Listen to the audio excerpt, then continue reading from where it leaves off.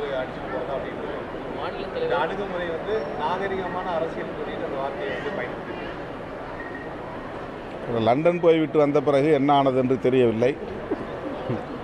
ஏன் அவர் இப்படிப்பட்ட முடிவை எடுக்கிறார் என்பது வருத்தமளிக்கிறது.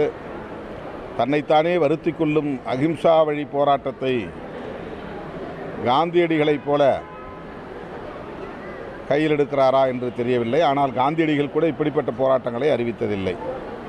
உண்ணாநிலை அறப்போராட்டம் சரி, தன்னைத்தானே சவுக்கால் அடித்துக்கொள்வது, சாட்டையால் அடித்துக்கொள்வது அதிர்ச்சியாக இருக்கிறது. அவருடைய போராட்ட அறிவிப்புகள் நகைப்புக்குரியவையாக மாறிவிடக்கூடாது.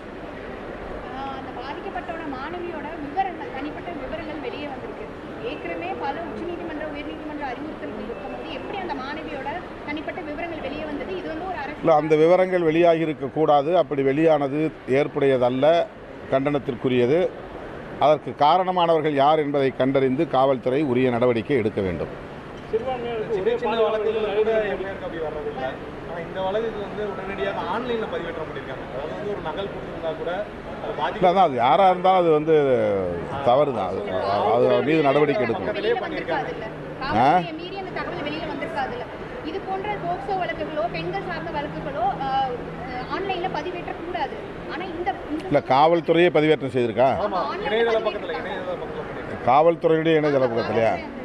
அதுதான் இப்போ கேள்விக்குறியாகுது. இல்லை, அந்த மாதிரி இருந்தால் அது தண்டனைக்குரிய குற்றம். அந்த பதிவேற்றம் செய்தவர் யாரோ அவர் மீது உரிய நடவடிக்கை எடுக்க வேண்டும்.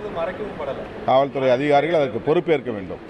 சிறுபான்மையினருக்கு ஒரே பாதுகாப்பு நரேந்திர மோடி சொல்லி